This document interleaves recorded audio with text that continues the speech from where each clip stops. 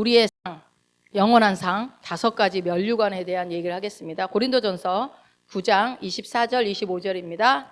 운동장에서 다름질하는 자들이 다 달릴지라도 오직 상을 받는 사람은 한 사람인 줄을 너희가 알지 못하느냐. 너희도 상을 받도록 이와 같이 다름질하라.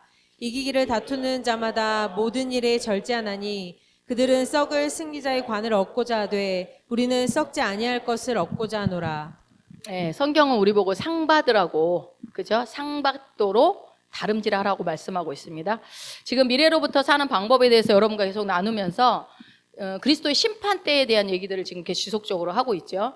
그래서 자세하게 지금 설명을 드리고 있는데, 이 그리스도의 심판대는 다른 말로 영원한 시상식이라고 그랬어요. 심판이라고 해서 죄와 어떤 벌을 하는 그런 시간이 아니라 시상식이다.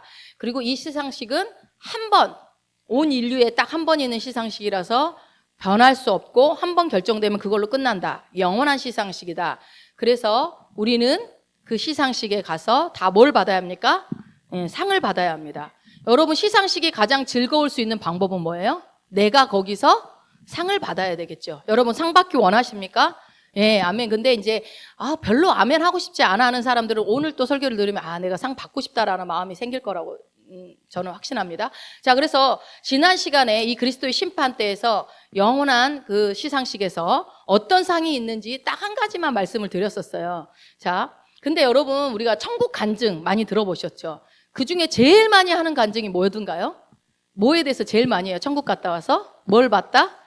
네, 집을 봤다. 집 얘기를 되게 많이 해요. 집 얘기. 천국 간증 중에서 제일 많이 얘기하는 게 집 얘기인 것 같아요. 그래서 어떤 분들은 뭐 갔더니 그분의 집이 한 도시만 하더라. 막 그런 얘기도 하고 그러는데, 이 집이 영어로 맨션이거든요. 성경에서 맨션이라고 그러면 맨션 그럼 뭐야? 그런데 이제 어떤 저택이란 뜻이래요. 그러니까 저택이 있는 거예요. 우리가 이제 천국에 가면. 근데 이제 뭐 주님 앞에 죽도록 충성하고 주를 위해서 순교하고 이런 분한테 하나님이 도시만 만한 집 하나 못 주겠습니까? 당연히 주실 수 있겠죠. 그렇지만 이제 이 사람에게는 도시만한 집을 주고 이 사람에게는 개집 같은 거 주고 이런 얘기가 성경에 없어요. 그렇기 때문에 우리는 그거를 증명할 수는 없습니다. 그렇구나 하고서 어떤 게 믿을 만한 사람이 얘기했을 때 그런가 보다라고 하지. 그러나 이제 그런 얘기도 많이 들었죠. 천국 갔더니 내 집이 없더라. 그래서 나는 노숙자였다. 그래서 노숙자인 것만도 천국에 들어온 것만으로도 감사하니 그것만도 다행이고 감사하고 산다. 그게 어디냐? 이렇게 개털모자 쓰고 천국이라도 가면 다행이지. 이런 얘기들을 많이 들어봤을 거예요. 자, 그러면 우리가 그분들이 실제로 보고 와서 맞을 수도 있고 틀릴 수도 있고 그건 우리가 확인할 길은 없지만 가장 시험에 들지 않는 좋은 방법은 성경에 나와 있는 것만 확신하시면 돼요. 그러면 내가 천국에 정말 노숙자가 있을까? 여러분, 천국에 진짜 노숙자가 있을 거라고 생각하세요? 어떤 것 같아요? 바닥이 황금인데 노숙자면 어떻습니까? 상관없습니까? 그럼 여러분 노숙자이고 싶으십니까? 자, 그 부분에 대해서 저는 노숙자가 없다고 확신합니다. 자, 봅시다. 요한복음 14장 2절 한번 읽어봅시다. 내 아버지 집에 거할 곳이 많도다. 그렇지 않으면 너희에게 일렀으리라. 내가 너희를 위하여 거처를 예비하러 가노니. 내 아버지 집에 뭐가 많다고요? 거할 곳이 많대는데 노숙자가 왜 있어요? 많대잖아요. 그렇지 않아요? 그러니까 우리가 성경을 통해서만 유추하는 거예요. 이거 보면은 노숙자가 많다는 거는 거할 곳이 없다는 거잖아요. 적다는 거잖아요. 근데 성경에는 거할 곳이 많다고 그랬기 때문에 노숙자는 없을 것 같아요. 그냥 이거는 생각입니다. 제가 말씀에 근거해서 우리가 생각을 해야 되기 때문에. 근데 여러분, 확인되지 않은 거 무조건 받아들이지 마세요. 노숙자가 있나 보다. 그거 성경에 없는 얘기를 왜 자꾸 받아들이세요? 실제로 있을런지는 모르겠으나 우리는 성경에 근거한 것만 믿으셔도 됩니다. 다른 거를 자꾸 받아들이기 시작하면요, 그 기준이 없어져요. 점점. 성경 기준으로, 말씀을 기준으로 생각하시는 게 가장 안전합니다. 그래서 상급을 받을 때 집이 크냐 작냐로 많이 얘기들 하잖아요, 천국에서. 근데 그것도 성경에 나와 있지 않아요. 열심히 주를 위해 충성한 자에게 큰 집을 주겠다, 이런 내용이 나와 있으면 그 말이 맞지만 성경에는 그런 내용이 없어요. 그렇다고 한다면 성경에서는 그러면 상에 대한 얘기가 뭐가 있다? 면류관에 대한 얘기는 있어요. 그래서 오늘 그 면류관에 대한 얘기를 할 건데, 자, 누가복음 19장 17절을 한번 읽어보겠습니다. 주인이 이르되 잘하였다 착한 종이여 내가 지극히 작은 것에 충성하였으니 열 고을 권세를 차지하라고. 예, 이거는 열문화 얘기거든요. 그래서 한 문화를 준 종이 열 문화로 남겨서 갖다 드렸더니 주인이 칭찬하는 거예요. 야, 너 잘했다. 지극히 충성했으니 어떻게 해요? 작은 것에 열 고을 권세를 차지하려 할 때, 이거는 추측인데 우리가 천년왕국이 있다고 그랬잖아요. 이 천년왕국 동안에 이 땅에서 이 지구상을 다스리는 권세를 열 나라를 다스릴 권세를 그 사람에게 주는 거예요. 아시겠죠? 그러니까 이 천국 왕국 동안에 다스리는 거죠.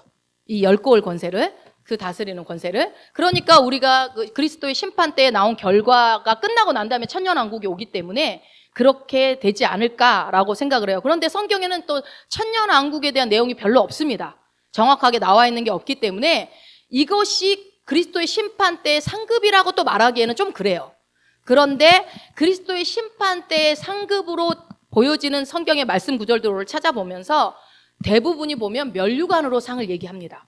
그래서 이거 그 면류관에 대해서 보게 될 텐데, 그리스도의 심판 때에서 받게 되는 상은 뭐다? 면류관이 될 것이다. 그래서 그리스도의 심판 때를 헬라어로 뭐라고 그랬죠? 베이마라고 했어요. 베이마는 뭐예요? 높은 위치에 있는 시상식. 그래서 높은 위치에 있는 시상대에서 뭔가 상을 받게 될 것이다. 그래서 그 당시에는 면류관을 줬죠. 그런 월계관.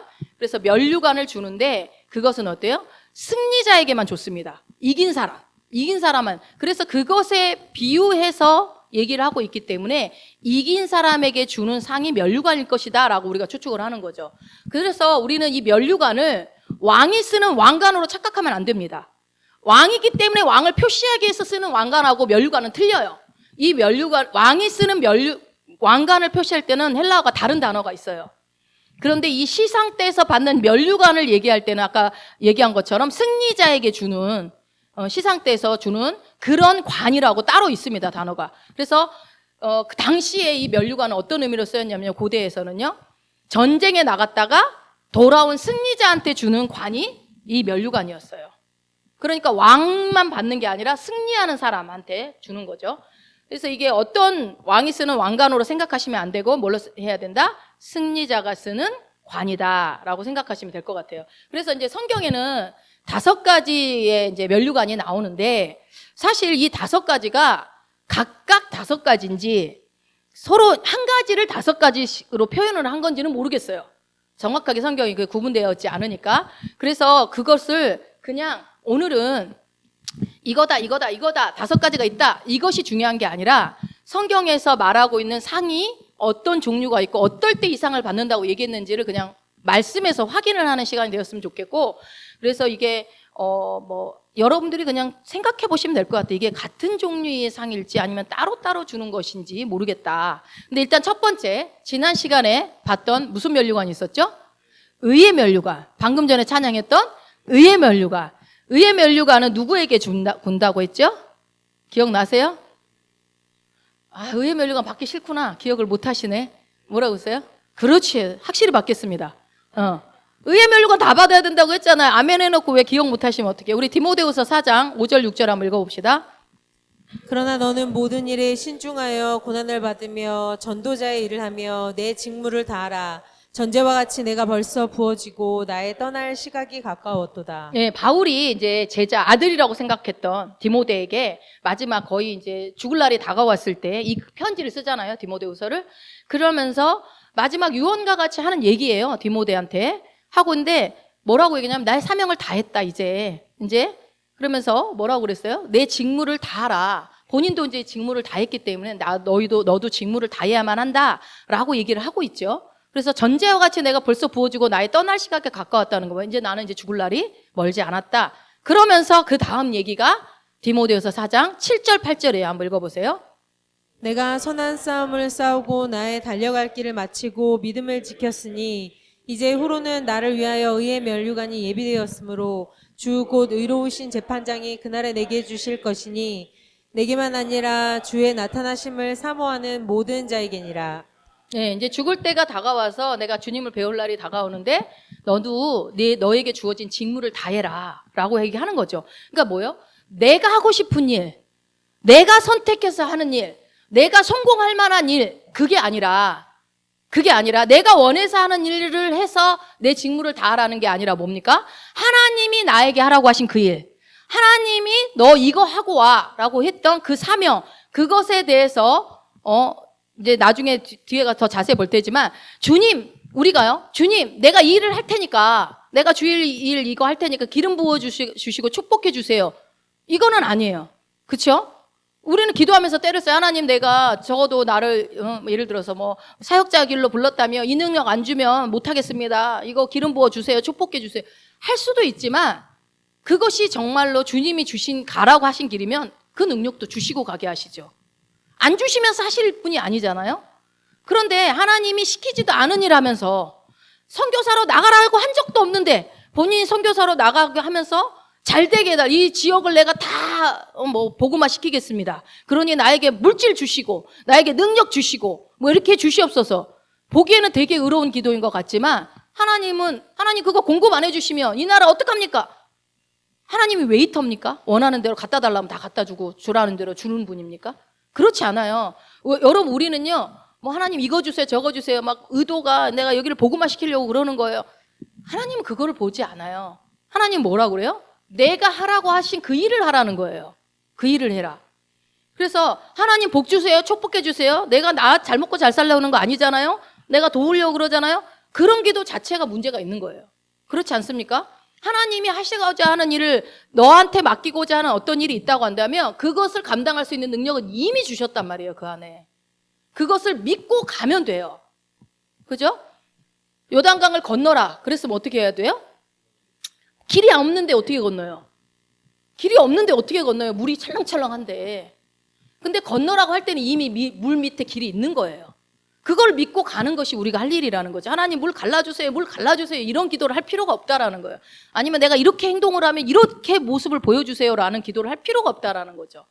그런데 대부분은 내가 원하는 일, 내가 하고 싶은 일, 내가 선택해서 성공할 만한 일을 해놓고 하나님 능력 주세요, 뭐 주세요? 이런 기도를 하는 분들이 있다라는 거죠. 그렇지 않다. 하나님은 나를 통해서 모든 사람에게 각자에게 그 사람에게만 시키시는 그 일이 있다라는 거예요. 그 일을 찾는 것이 중요해요. 하나님이 원하시는 일이 무엇인가? 나를 통해서 하나님이 이루시고자 하는 일이 무엇인가? 그거를 찾으라는 거죠. 그렇게 할 때, 그러니까 바울이 뭐라고 그래요? 디모데한테 네 직무를 다해라. 네 직무가 뭡니까? 본인이 찾아야죠. 직무를 다하라. 그래서 나는 믿음의 선한 싸움을 싸우고 나의 달려갈 길을 마치고 믿음을 지켰다라고 얘기를 해요. 그랬더니 이후로 뭐가 예비되었다고요? 의의 면류관이 준비되어 있다라는 거죠. 그러니까 여러분, 의의 면류관은 어떤 사람이 받습니까? 자기 사명을 다 감당한 사람. 하나님의 부르신 그 부르심의 일을 다 이룬 사람이 받는 게 의의 면류관입니다. 그래서 이제 뒤에 보면은 또 뭐라고 되어 있어요? 주의 나타나심을 사모하는 자에게도 준대요. 사모하는 모든 자한테도. 그래서 이 의의 면류관은 엄청나게 놀라운 면류관인데 첫째로 어떤 사람한테 준다? 하나님께로부터 받은 사명을 다 감당한 사람, 자기의 달려갈 길을 다 달려간 사람, 그 사람에게 주는 것도 있고 더 놀라운 것은 또 뭐예요? 주님의 나타나심을 사모하는 그 사람에게도 준다라는 거죠. 그래서 이것을 뭐 이렇게 딱 구분을 하는 게 맞는 건지는 잘 모르겠어요. 자기 사명을 다 감당한 사람이 당연히 주님 나타나심을 사모하지 않겠습니까? 내 사명을 또 감당하지 못했어도 하나님이 그래도 주님을 사모하는 사람에게도 주실 것인지 그거는 모르겠지만 이렇게 따로따로 구분을 해야 되는 게 맞는 건지 아니면 그 사람이 그 사람인지는 모르겠어요. 그러나 의의 면류관을 준다는 건 두 종류로 지금 나누죠. 사명 감당한 사람, 두 번째는 주의 나타나심을 사모하는 사람. 그 사람한테는 준다라는 거예요. 여러분 받을 수 있겠죠? 네, 둘 중에 하나 하시면 되잖아요. 혹시 내가 사명 몰라가지고 못할 수도 있잖아요. 잘 모를 수도 있지. 못하더라도 뭐예요? 주의 나타나심을 사모하는 자에게 준다고 하니까 주님을 기다리시면 됩니다. 자, 두 번째 생명의 면류관입니다.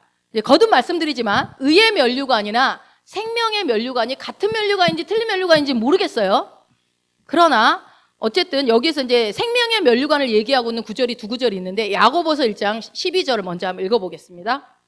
시험을 참는 자는 복이 있나니 이는 시련을 견디어낸 자가 주께서 자기를 사랑하는 자들에게 약속하신 생명의 면류관을 얻을 것이기 때문이라. 예, 여기 보니까 뭐 시험 나오고 시련 나오고 뭐 이러죠. 그래서 연단 이런 것들. 그러니까 우리가 잘 알지만 너무 많이 설명드려서 알지만 뜨거운 불 속에 철을 넣어서 두들겨서 모양을 잡는 게 그게 연단하는 거잖아요. 그 고난 가운데 그러니까 두들겨서 모양을 만드는 그 시간들. 그러니까 우리는 사실 어려운 시간들을 다 누구나 건너갑니다. 지나가죠. 그 어려운 시간들을 지나갈 때에 지금 지나가고 있는 분도 있고 이전에 지나온 분들도 있고 또 앞으로 지나갈 수도 있는데 그 어려운 시간들을 지나갈 때에 그것이 반드시 하나님께로부터 왔을 수도 있고 아니면 뭐 아닐 수도 있고 사단으로부터 올 수도 있고 아닐 수도 있겠죠. 그거는 모르겠지만 이런 시험과 예수 믿는 사람들에게도 시험과 연단은 있다. 어려운 시간들이 있다. 그럴 때 이 시간들이 왔을 때 어떻게 하는 사람? 참는 자.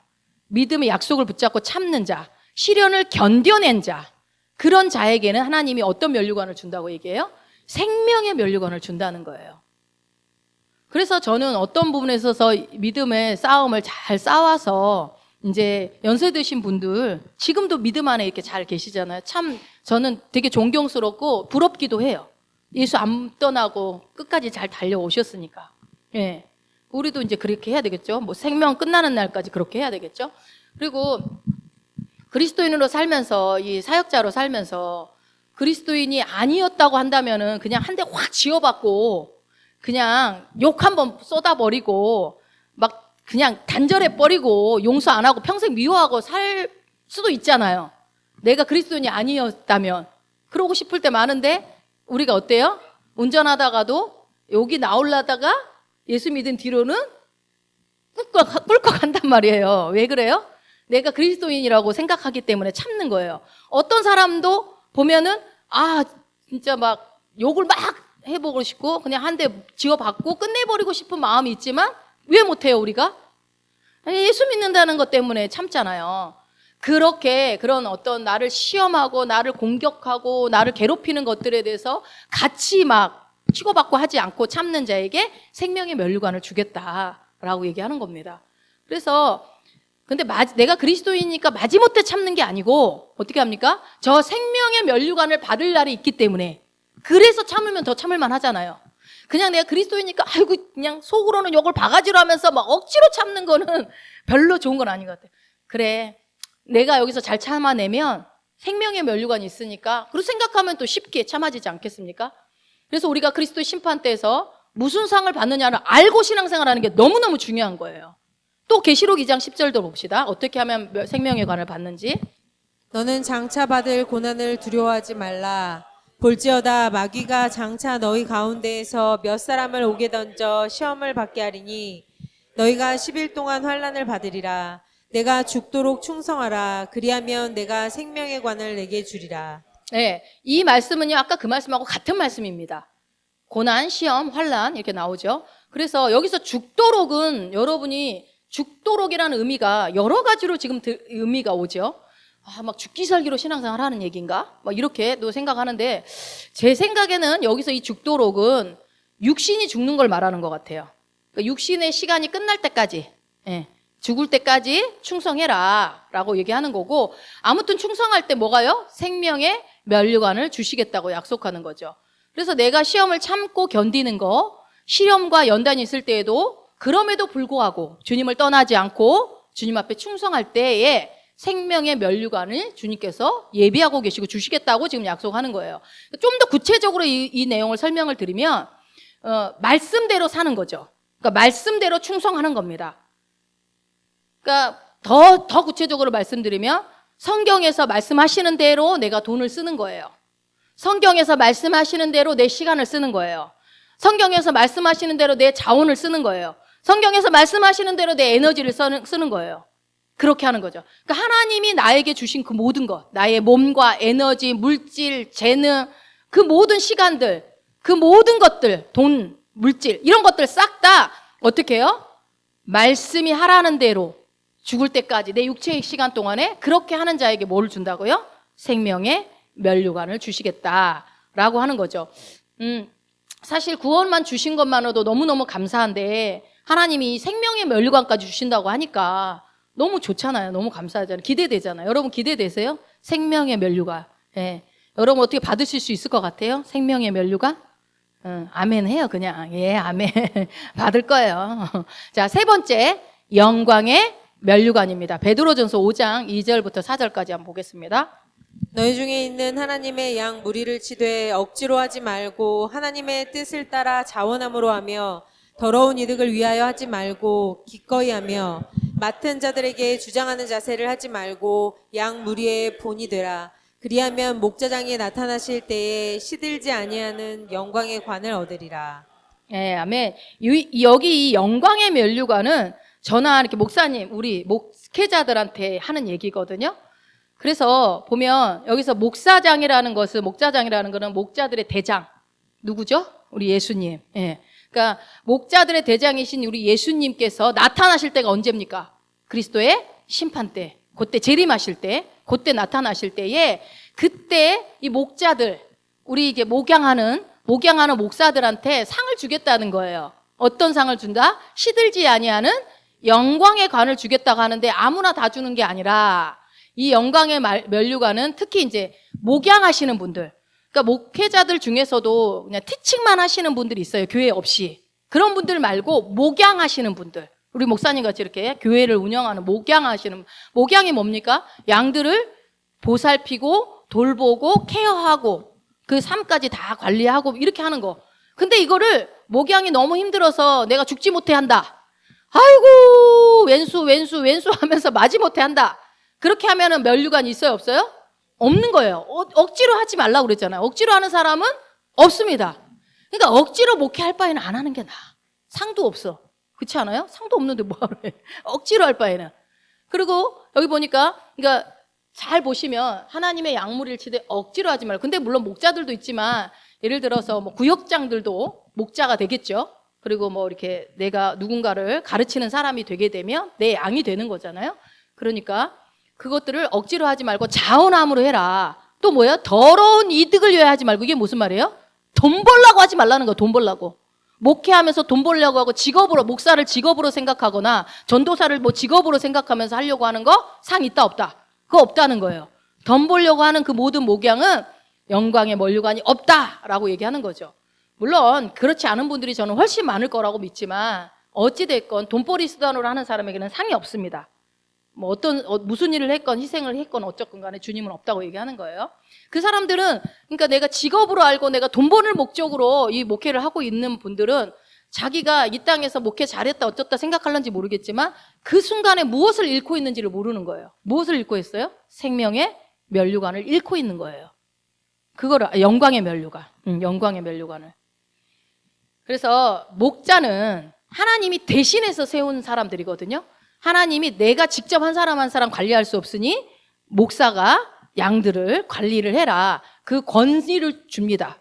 그 권위를 줘서 이게 목양을 하도록 하는데 그거를 할 때 이거는 그러니까 이 목자로 부르는 것은요. 이렇게 목사로 부르시는 거는 정말 뭐 내가 목사다 자랑하는 자리가 아니라 정말 하나님이 위임해 주는 자리이기 때문에 굉장히 이거는 놀라운 부르심입니다. 놀라운 부르심이고 황송한 부르심이에요.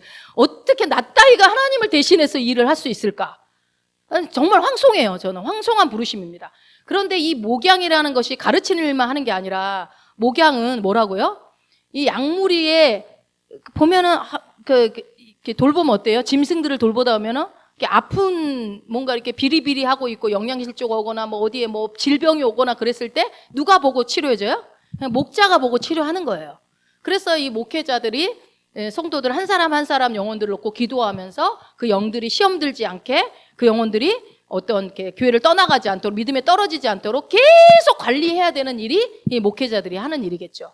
두루두루 살피는 사명, 두루두루 보살피고. 그래서 이거를 잘하면 목양하는 자들에게 잘했을 때 이 그리스도의 심판 때에서 이리 와 이옥선 목사 일리 와 영광의 면류관 이렇게 씌워드리는 겁니다.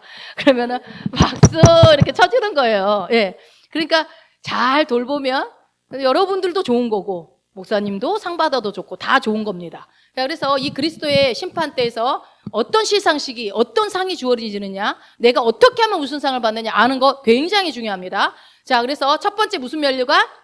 의의 면류관. 두 번째 생명의 면류관. 세 번째 영광의 면류관. 이 거듭 말씀드리지만 다 각각인지 하나를 따로따로 얘기한, 하나를 다른 이름으로 부르는지는 모르겠어요.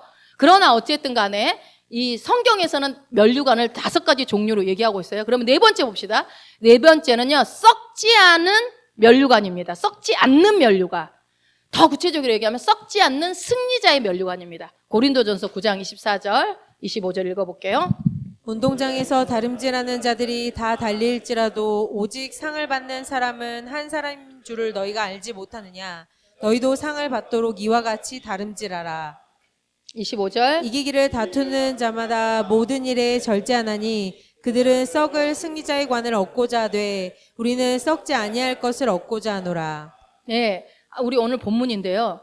다름질하는 자는 다 달릴지라도 오직 상을 받는 사람은 한 사람인 줄 너희가 알지 못하느냐. 그러니까 우리가 보면 그러면 다 상 못 받고 한 사람만 받는가 보다. 이게 아니라 쉽게 말하면 야, 우사인 볼트가 한 사람만 상 받았지 않냐. 그 상 하나 받으려고 전 세계 몇 명이 치열하게 싸워요? 어마어마한 사람들이. 근데 운동장에서 다름질하는 모든 사람들이 다 상 받는 게 아니라 그 한 사람만 상 받는 거 알아? 근데 우사인 볼트만 금메달 받지 않았냐. 그렇게 한 것처럼 그러니까 너희가 상 받는 것이 중요하다는 거야. 그러니까 상 받는 것에 너네들도 집중해야 된다. 여러분, 우리는 지금 믿음의 선한 싸움을 싸우고 있는 자들입니다.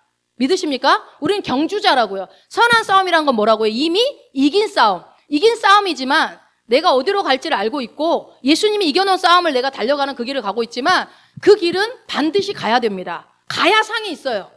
이미 이겼지만 이긴 싸움을 믿고 가야 된다고요. 그래서 이 상을 받기 위해서 우리는 뭐 그리스도의 심판 때며 이런 상이 있습니다. 여러분, 제가 얘기 안 했어도 여러분은 이미 상을 향해서 달려가야 되는 게 맞는 거예요. 경주하는 사람이 상을 안 보고 하는 건 말이 안 되거든요.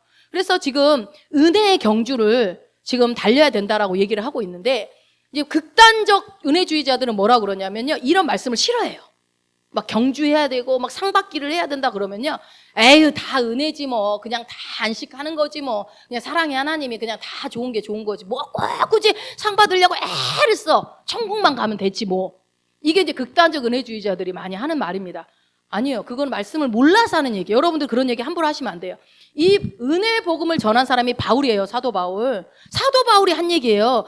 로마서에서 얼마나 은혜의 복음에 대한 얘기를 합니까? 너희가 구원을 은혜로 얻었다라고 얘기하는 그 바울이 너희 믿음의 선한 싸움 싸워야 돼. 너희 달려갈 길 달려가야 돼. 상 받기를 달려가야 돼라고 하는 거죠. 그래서 우사인 볼트 혼자 상 받았냐? 너도 상 받으려고 해라. 그 사람처럼 너도 상을 받아라. 이기기를 다투는 자마다 모든 일에 절제하나니, 그 얘기를 하고 너희 상 받아라. 그러면서 이어지는 얘기가 뭐예요? 이기려고 하는 사람은 어떻게 한다는 거예요? 모든 일에 절제한대. 이게 누구냐면은 일반적인 이 땅에서 경주하는 사람들. 이 땅에서 그 금메달 하나 받으려고 어떻게 해요? 자기를 엄청나게 절제하잖아요. 여러분, 우사인 볼트가 먹고 싶은 케이크 다 먹었을까요? 먹고 싶은 햄버거, 피자 다 먹었을까요? 절대 그렇게 안 했을 거예요. 매일매일 먹고 싶은 거 참았을 거예요. 체중 관리, 체력 관리 이런 거 하느라고. 엄청난 식단과 엄청난 근력 운동, 체력, 지구력, 훈련 어마어마하게 했을 거예요. 그렇게 절제해서 열심히 달리고 연습했기 때문에 그런 상을 받았잖아요. 그것이 그런데 어떤 상이에요? 썩을 승리자의 관이에요. 이 땅에서 뿐입니다. 그 영광은. 그렇게 죽도록 연습하고 절제하고 했는데 받은 금메달이 썩을 승리의 관이라는 겁니다. 그런데 우리는 뭐라고 그랬어요? 우리는 썩지 아니할 관을 얻고자 한다라는 거예요. 우리가 받는 상은 안 썩는다는 거예요. 그 상을 그러니까 썩을 상도 받으려고 평생을 절제하고 열심히 그냥 연습하고 이렇게 사는데 썩지 않을 관을 받을 너희들은 어떻게 살아야 되겠냐? 그보다 더하지 않겠냐? 그 얘기를 하는 겁니다, 지금. 썩지 않을 면류관. 그러니까 여러분, 우리가 이 땅에서 다소 좀 가난하고 다소 못 누리고 다소 좀 교훈을 하고 싶은 거 못하고 그랬다 하더라도 이 땅은 잠시예요, 영원에 비하면. 내가 영원히 주님과 함께 거할 시간들을 생각한다면 그게 저번 시간에도 말씀드렸지만 억지로 참고 견디는 게 아니라 지혜로운 자라고요. 내가 선택을 할 때 주님 앞에 예배하는 삶을 선택하느냐, 내가 내 마음대로 편한 삶을 선택하느냐, 그 사람은 내가 어쩔 수 없어 이래서 이유를 댄다 할지 모르겠지만 내가 이 땅에서 잠시 머물다 가는 시간 속에서 그 영혼을 준비할 수 있는 기회라고 생각한다면 여러분들이 정말로 지혜로우신 거예요. 오늘 얼마나 피곤하고 힘들어요. 직장생활 하면서 하루 종일 일 가운데 피곤하고 시달리지만 뭐 때문에 와요? 목사님 눈치 봐서 오는 게 아니잖아요. 주님을 사랑하고 주님이 살아계신다는 걸 믿고 나에게 주어질 주님 만날 그날을 믿기 때문에 내가 주님이 원하시는 말씀대로 살고자 하는 그 삶 때문에 달려오는 거 아닙니까? 그렇게 했더니 상이 주어지는 거 아니에요. 그러니까 기왕이면 나에게 썩지 않을 면류관이 주어진다고 할 때에 그렇다고 하면 어떻게 해야 돼요? 절제해야죠. 참아야죠. 하고 싶은 거 다 하고 살지 말아야죠. 근데 예수 믿으면서 막 뭐 하고 싶은 거 다 하고 나는 살 거야 갈 거야. 그거는 말씀을 모르는 사람들이 하는 얘기예요. 자, 고린도전서 계속 이어서 한번 봐봐요. 9장 26절 27절. 그 다음에 그럼 뭐라고 얘기하는지? 그러므로 나는 다름질하기를 향방 없는 것 같이 아니하고 싸우기를 허공을 치는 것 같이 아니하며 내가 내 몸을 쳐 복종하게 함은 내가 남에게 전파한 후에 자신이 도리어 버림을 당할까 두려워함이로다. 예. 그러니까 썩지 않을 면류관을 너희들은 받아야 된다라고 얘기하면서 그러므로 그러니까 썩지 않을 면류관을 받을 수 있는 방법을 얘기해 주는 거예요. 어떻게 하는 거예요? 다름질하기를 향방 없는 것 같이 하지 말라는 거예요. 여러분 경기를 하는데 달리기를 하는데 방향을 모르고 달리면 어떻게 돼요? 앞으로 갔다 뒤로 갔다 옆으로 갔다 그거 어떻게 가요? 이거는 그러니까 여러분 내가 경주자다 내가 믿음의 선한 싸움을 달리고 있다라는 그리스도인으로서 그거를 모르면요 내가 경주하는지 아닌지를 몰라요. 그러면 항방 없이 갈 수 있어요. 일로도 가면 여기에도 유혹되고 절로도 가면 저렇게도 유혹되고 우리가 철로역정에서 그 크리스찬이 뭐 금으로 유혹하니까 금 쪽으로 가고 뭔가 영광을 막 자기 글로리 영광을 나타내는 것을 유혹하니까 글로 가고 자꾸 가버리는 거예요. 근데 내가 가야 될 목적지를 확실하게 알면요. 저 끝에 100m 달리기 하는데 저 끝이 선을 딱 들고 있는데 거기까지 가야지 완주가 되는데 그 방향을 모르면 가다가 누구야 부르면 가는 거죠. 근데 이거는 당연히 향방 없는 것 같이 아니하고라고 얘기하는 건 뭐예요? 우리가 믿음의 선한 싸움을 경주를 하는 자라는 걸 모르는 사람은 방향을 몰라요. 알고 싶지도 않아. 그런데 우리는 어때요? 반드시 방향을 알아야 돼요. 여러분의 인생길의 최종 목적지는요. 어디예요? 면류관을 받는 거예요. 주님의 심판대가 여러분의 최종 목적지입니다. 거기 앞에 다 모두를 다 세운다고 하나님 말씀하셨어요. 그러면 내가 그리스도의 심판대, 시상식에 내가 서게 된다라는 것을 알면 그 믿음의 싸움을 끝까지 달려가면 내가 그 시상대에 선다는 걸 지금 배우고 있는데 알고 있는데 말씀에 나와 있는데 그러면 어떻게 해야 돼요? 방향을 딱 정해놓고 나는 그리스도의 심판대 주님 앞에 서게 돼. 그렇다면 내가 어떻게 살 것인가 생각을 해야 되겠죠? 그러면 어떻게 해요? 싸울 때 허공을 치는 것 같이 하지 말고 권투 선수가 그 상대방을 쳐야지 여기 치고 저기 치고 딴 데 치면 힘만 빠지고 그 뭐예요? 그 싸우는 거. 그러니까 여러분 우리가 내게 주어진 아까 그랬죠. 내게 주어진 물질, 내게 주어진 건강, 내게 주어진 모든 재능, 내게 주어진 그 모든 시간 이런 것들을 사용할 때에 향방 없는 자는 내가 쓰고 싶은 대로 써요. 향방 없는 자는 싸움을 그냥 막 허공을 치르듯이 싸우는 사람들은 여러분 허공을 왜 치겠어요? 싸울 생각이 없는 사람들이 허공을 치는 거지 대충대충 하는 사람. 그러나 내 목적지를 알고 내가 이 싸움을 싸우는 선수라는 거 안다면은 집중할 겁니다.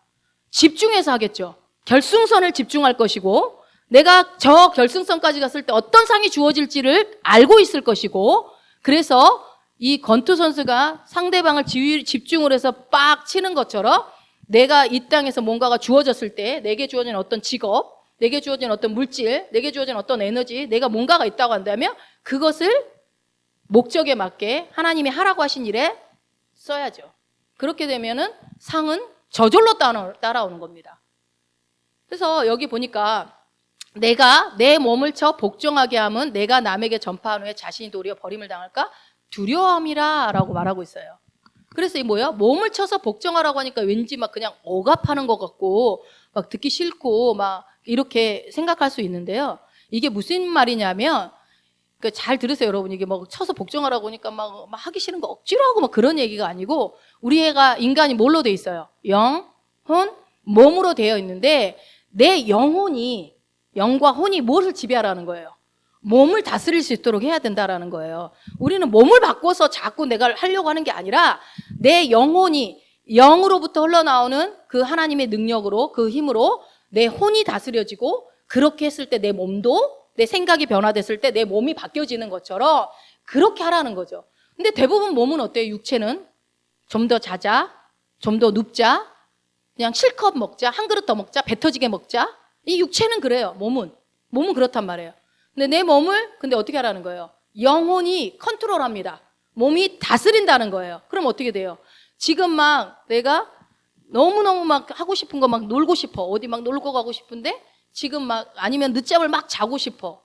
그런데 어때요? 내 영은 너 일어나서 기도해야지. 일어나서 말씀 보고 하루를 시작해야지. 부지런하게 하나님이 주신 시간을 게으르지 말아야지. 성경에는 게으르지 말라는 얘기 얼마나 많아요. 시간을 아끼라고 그러죠. 그런 것처럼 그런 것들을 생각이 드는 게 내가 막 뭐 어떤 결단한다고 되는 게 아니라 영에서 변화된 혼에서 지배할 때 몸이 그렇게 되어지는 거예요. 예수 믿기 전하고 후는 완전히 많이 달라지는 거죠. 그래서 내 영혼이 어떻게 아침에 일어나자마자 옛날에는 내가 막 뉴스 보고 아침에 일어나자마자 내가 하고 싶은 영상 보고 막 이랬다고 한다면 이제는 어때요? 일어나자마자 말씀부터 봐야 되겠고 내가 일어나자마자 기도부터 하고를 시작하고 이게 이제 내 영혼이 내 몸을 다스리고 절제시키고 하는 거죠. 그럼 눈 뜨자마자 하고 싶은 거 얼마나 많아요. 내가 하고 싶은 거 하지. 그런데 어때요? 영혼에 지배당하는 사람들은 기도부터 하고 하루를 시작하자. 이렇게 되는 거예요. 그렇게 하라는 거예요. 그렇게. 자, 이런 얘기 하면은 막 듣기 싫어. 막 자꾸 막 나를 막 컨트롤하려고 하는 것 같고 막 억압하는 것 같다. 이런 생각이 드신다면 여러분 항상 생각해 보세요. 운동선수들이 어떤가? 운동선수들. 우리가 잘 아는 김연아 선수나 뭐 박태환 선수들 생각해 보면 그 사람들이 정말 연습하는 게 늘 좋기만 했겠어요? 진짜 싫었을 것 같아요. 진짜. 그리고 어때요? 그 사람들이 안 된다고 뭐 시간이 안 나오거나 아니면 내가 원하는 동작이 안 나온다고 포기했습니까? 그 사람들은 포기하지 않았기 때문에 그리고 연습을 끊임없이 했고 힘든 시간들을 견뎌냈기 때문에 그런 영광이 주어진 거죠. 그런 것 없이 영광이 주어지지 않습니다. 이 땅에서도. 그런 것처럼 절제하고 집중하고 하는 것들이 운동선수한테는 가장 필요한 부분인 것 같아요. 그런데 그런 것처럼 우리도 보세요. 썩을 면류관이 있다라는 거예요. 썩을 면류관을 위해서 썩을 메달을 위해서도 이렇게 하는데 썩지 않을 것 같은 걸 위해서는 너희들 어떻게 하면 좋겠냐라고 질문을 던지잖아요. 더 해야 되지 않겠습니까?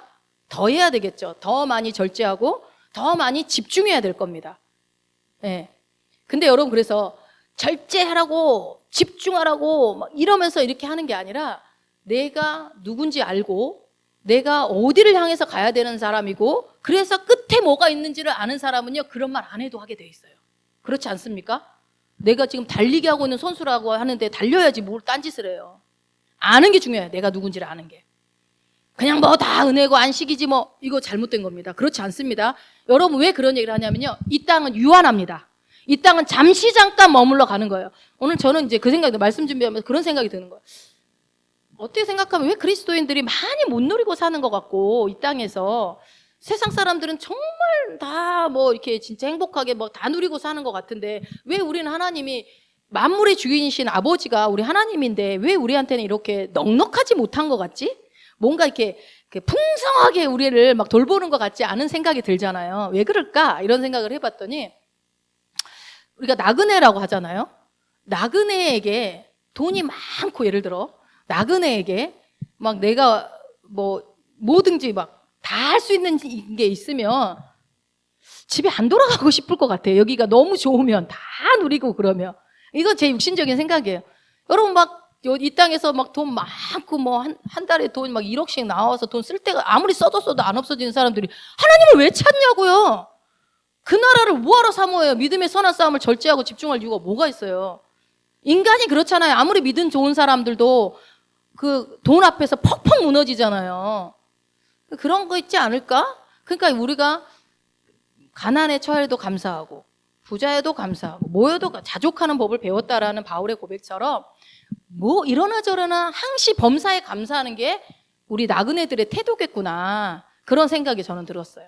어쨌든 썩을 면류관을 위해서도 이렇게 무섭게 훈련을 하는데 썩지 않을 면류관이 기다리고 있는데 너희들 어떻게 해야 되겠냐라고 바울이 질문을 던집니다. 그러니 여러분 그 썩지 않을 면류관을 생각하면서 때로 몸이 힘들고 하기 싫고 막 이런 거 있어도 집중하시는 게 필요합니다. 마지막 5번째 소망과 기쁨과 자랑의 면류관 데살로니가전서 2장 19절입니다. 우리의 소망이나 기쁨이나 자랑의 면류관이 무엇이냐? 그가 강림하실 때 우리 주 예수 앞에 너희가 아니냐. 예. 그러니까 면류관이라는 거 나온 것만 오늘 다 보는 거예요. 성경에 나온 거. 그래서 공중에서 우리 주님을 만나는 때를 지금 묘사하고 있잖아요. 지금 그런 것 같죠? 보니까 우리 주님이 강림하실 때라고 나와 있으니까. 그래서 그때가 언제라서 예수님이 나팔 소리와 함께 이게 재림을 하시면 죽은 자들이 먼저 일어나서 휴거하고 그 다음에 산 자들 살아서 주님이 오시면 그 사람들이 들림을 받아서 공중에서 주님을 만나게 될 때, 그리고 나서 뭐가 있다고요? 그리스도의 시상식 심판 때가 바로 휴거 다음에 이어지는데, 그때 이 그리스도의 심판 때에 이렇다라고 얘기하는 거죠. 그래서 바울이 지금 뭐라고 그래요? 내 소망의 면류관, 내 기쁨의 면류관, 내 자랑의 면류관이 무엇이냐? 누구래요? 바로 너희들이다. 너희들이라고요. 우리의 소망이나 기쁨, 자랑의 면류관이 무엇이냐? 너희가 아니냐라고 얘기하고 있어요. 그러니까 뭐예요? 그러니까 저도 이제 목사가 되고 나서 제가 제일 기분 좋을 때가 언젠가 이렇게 생각을 해보니까요. 목사님 말씀 듣고 하나님에 대한 오해가 풀렸어요. 그리고 또 목사님 설교 듣고 나서 예수 믿는 삶이 행복해졌어요. 신앙생활 하는 게 행복해지고 기대감이 생겼어요. 한다든지 하나님과 더 친밀해졌어요. 이런 얘기 듣는 게 제일 기분이 좋더라고요. 그런 게 하나님과 관계가 회복되었다라는 그런 게. 그리고 내가 누군지 알았고 어떻게 살아야 될지 확실하게 알았습니다. 이 얘기 들을 때 기분이 제일 좋아요. 그것 때문에 이거 하는구나 싶은 생각이 드는 거예요. 그래서 사람이 기존에 예수 믿으면서도 슬프고 힘들고 어렵게 살았던 사람이 진짜 이제 예수 만난 것 같다 하면서 행복하게 신앙생활을 해 나가는 것이, 그게 어떤 힘든 일이 없다는 게 아니라 내가 누군지를 알게 됨으로 인해서 그것들을 능히 이길 수 있는 힘을 갖고 달려나가는 거죠. 믿음의 선한 싸움을 싸우는 거죠. 그것을 볼 때 너무너무 기쁘고 감사한 거죠. 너무 기쁘다. 그래도 내가 목사한 의미가 있구나. 그런 생각이 들고 뿌듯한 마음들이, 물론 저를 위해서 제가 기쁜 건 아니지만 주님께서 주신 이 황송한 사명, 이 놀라운 사명, 감히 내가 받은 이 사명을 우리 성도들을 한 분이라도 주님께 더 가까이 인도하는 일들에 내가 쓰임을 받았다고 한다면, 저분들이 하나님이 주신 사명을 감당하는 일들에 내 사명을 찾고자 하고 사명을 감당하도록 내가 이만큼이라도 도왔다고 한다면, 그렇다면 너무 감사하죠. 주님께 그 고백을 할 수 있을 것 같은 거예요. 그래서 그렇게 말하는 것이 바로 이게 뭐예요? 소망과 기쁨과 자랑의 면류관이라는 거죠. 목사님들은 다 똑같을 거예요. 우리 목사님도 그럴 거고, 이게 성도들이 잘하는 모습 볼 때가 제일 행복하죠. 잘 자라고 믿음 안에서 잘 달려가는 거 볼 때. 그래서 나중에 믿지 않는 자들을 주님께 인도해 있을 때도 당연히 그렇겠죠. 당연히 너 이 사람을 이렇게 전도했구나. 그래서 주님 앞에서 칭찬을 받게 되겠죠. 그래서 이렇게 해서 우리 그리스도 심판 때에서 이게 상급을 받는 거구나 이러면서 우리가 이제 알게 되는 거고, 저와 여러분이 이 면류관을 향해서 열심히 내 자신을 컨트롤하고 내가 여기서 이 땅에서 나그네라는 것을 알고 갈 때에 이 면류관은 확실하게 여러분 안에 더 보여질 거라고 믿고요. 그리고 여기서 우리가 한 가지 놓치지 말아야 될 게, 마지막에 정말 중요한 게 딱 한 가지가 있는데 뭐냐면요, 우리에게 이 5가지 면류관, 한 개일지 이게 5가지인지 모르겠지만 이 면류관을 주기 위해서 예수님이 쓰신 면류관이 있어요. 뭡니까? 가시 면류관을 쓰셨어요. 고린도후서 5장 21절입니다. 하나님이 죄를 알지도 못하신 이를 우리를 대신하여 죄로 삼으신 것은 우리로 하여금 그 안에서 하나님의 의가 되게 하려 하심이라. 예, 엄청난 고통의 가시 면류관을 쓰신 이유는 뭐냐면 나에게 이 면류관 주시려고 예수님이 쓰신 거예요. 그래서 십자가에서 가시 면류관 누가 받았어야 될 면류관입니까? 내가 받아야 될 면류관이거든요. 사실은 내 면류관은 원래 가시 면류관입니다. 그거를 예수님이 쓰셨고, 그래서 죄 덩어리가 되셔서 하나님의 우리가 뭐가 됐어요? 의가 된 거예요. 그러니까 하나님이 주시고자 했던 모든 것들을 우리가 예수님이 받아야 되는 거를 우리가 다 받아버린 거예요. 그러니까 주님께 넘겨드린 거죠. 그러니까 예수님은 죄가 되셨고, 예수님이 마땅히 받아야 될 의의는 누구한테 온 거예요? 우리한테 온 거죠. 우리가 레위기에서 양에게 안수해서 내 죄를 얘한테 보내고, 그리고 나서 그 순전함을 내가 가져오는 것처럼 예수님의 의의는 내 것이 되고 내 죄는 예수님이 가져가시게 되는, 그게 십자가 사건 아닙니까? 그래서 여러분 뭐가 됐어요? 우리는 아까 우리가 고백했지만 하나님의 의가 된 거예요. 따라해 봅시다. 나는 하나님의 의가 되었습니다. 예수님 덕분에 우리는 의가 된 거예요. 예수 그리스도께서 쓰셔야 했던 면류관이 뭐냐면 의의 면류관이고 생명의 면류관이고 영광의 면류관이고 썩지 않을 면류관이고 소망과 기쁨과 자랑의 면류관이 원래 우리 게 아니고 누구 거라고요? 예수님 거라고요, 이거. 근데 그거 우리한테 주겠다고 지금 약속하는 거예요. 예수님이 대신해서 가시 면류관을 썼기 때문에 이 5가지 면류관을 우리가 쓸 수 있게 되었다는 사실이 더 중요한 거예요, 여러분. 사실은 면류관을 이거를 뭐 몇 개냐, 뭐 어떻게 하면 받냐, 이게 중요한 게 아니라 오늘 진짜 중요한 여러분이 절대 잊어보지 말아야 될 거는 내가 이 면류관을 받도록 주님이 가시 면류관 썼다는 거예요. 왜 여러분 가시 면류관인 줄 아세요? 아담이 죄를 범하고 타락했을 때 땅이 뭐를 냈어요? 가시덩굴을 냈습니다. 죄로 인해서 땅이 가시덩굴을 내기 시작했다가 창세기 3장 18절에 보면 나와요. 거기에 뭐예요? 죄의 결과가 가시예요. 가시 면류관. 그래서 예수님이 십자가에 썼을 때 그 가시 면류관을 쓴 거예요. 우리의 모든 죄를 다 짊어지신 거죠. 그냥 뭐 있으니까 뭐 고통 주려고 썼다 이게 아닙니다. 그 가시 면류관이 있었기 때문에 여러분 우리 안에 5가지 면류관이 있는 거고요. 우리가 이 경주를 마무리하면 다 면류관 받아요. 다 받는데 이 면류관을 받을 때 우리가 뭐 어떻게 해야 되느냐. 면류관 받은 사람들이 하는 행동들이 또 나옵니다. 요한계시록 4장 10절입니다. 24장로들이 보좌에 앉으신 이 앞에 엎드려 세세토록 살아계시는 이에게 경배하고 자기의 관을 보좌 앞에 드리며 이르되. 예, 예전에 제가 이거 할 때 24장로들은 믿는 사람들을 얘기한다고 얘기했지만 지금 뭐 24장로가 누구냐 이거를 얘기하는 게 중요한 게 아니고 지금 24장로들이 예수님 앞에 주님 앞에 하나님 앞에 엎드려서 뭐예요? 세세토록 살아계시는 이에게 경배하고 그 다음에 뭐를 했어요? 자기의 관을 보좌 앞에 올려드리는 거예요. 내 관을 벗어서 다시 드리고 있어요. 그 뭐겠어요? 그 면류관이 내가 받은 상. 이 상을 다시 주님께 돌려드리는 거예요. 자, 그래서 예수님이 가시관을 쓰셨기 때문에 내가 그 면류관을 받게 됐기 때문에 이 면류관은 내 덕이 아니라 주님 덕입니다 하고 내가 다시 내놓는 거예요. 그 장면이 지금 요한계시록 4장 10절에 있는 24장로들을 대표해서 지금 얘기하고 있는 거죠. 그러니까 우리가 그리스도의 심판대에서 면류관을 받게 될 텐데 내가 한 일에 따라서 이 몸의 선악간에 우리 몸이 선악간에 한 일에 따라서 이 면류관을 받게 될 때에 이 면류관을 갖다가 어디다 쓰려고 이 보좌 앞에 드리려고 받는 거예요. 자, 계시록 4장 그 다음 절 한번 읽어볼게요. 11절. 우리 주 하나님이여 영광과 존귀와 권능을 받으시는 것이 합당하오니 주께서 만물을 지으신지라 만물이 주의 뜻대로 있었고 또 지으심을 받았나이다 하더라.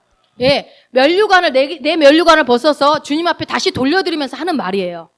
주님을 경배하는 거예요. 주님께 영광을 돌리고 이 면류관을 드릴 수 있게 돼서 너무 좋습니다, 주님! 하는 거죠. 그러니까 여러분 우리가 받을 상급 이 면류관은 우리 하나님이 주시는 거니까 엄청나게 좋은 걸 겁니다. 여러분이 무엇을 상상하든 그 이상일 겁니다. 엄청나게 좋은 면류관을 줄 건데 이 면류관을 꼭 받아야 되는 이유가 이것 때문이라는 거예요. 그래서 아까 서두에 제가 시작할 때 그랬죠. 난 상 안 받아도 돼. 뭐 믿음의 선한 싸움 자꾸 하래 상 받으라고 자꾸 억압하고 그래. 나는 천국 들어가는 것만도 감사한데 아니요. 이제 그런 소리 하면 안 돼요. 왜 상을 받아야 돼요? 주님 앞에 돌려드릴 게 있어야죠. 내가 주님의 그 은혜로 구원받았고 그 은혜로 내가 이 면류관을 받았는데 이거는 내가 이룬 것이 아닙니다. 모든 것이 주님의 은혜입니다. 영광과 존귀와 권능을 받으셔야 하는 분은 우리 주님뿐이십니다. 그러면서 이 면류관을 납작 엎드려서 주님께 올려드리는 장면 한번 상상해 보세요. 본인들이. 내가 5개를 다 받았던 1개를 받았던 그 면류관을 돌려드릴 때에 주님 감사합니다 하면 주님이 얼마나 좋아하겠어요. 주님께 뭔가 돌려드릴 것이 있어야 되지 않겠어요, 여러분? 남들은 다 드리고 있는데 나는 없어가지고 구경만 하고 있고 박수만 치고 있을 거예요? 그래서 상급을 받아야 됩니까? 안 받아야 됩니까? 받아야 된다고요. 마땅히 받아야 돼요. 마땅히. 여러분 이 하나님 말씀이 너무 아름답지 않아요?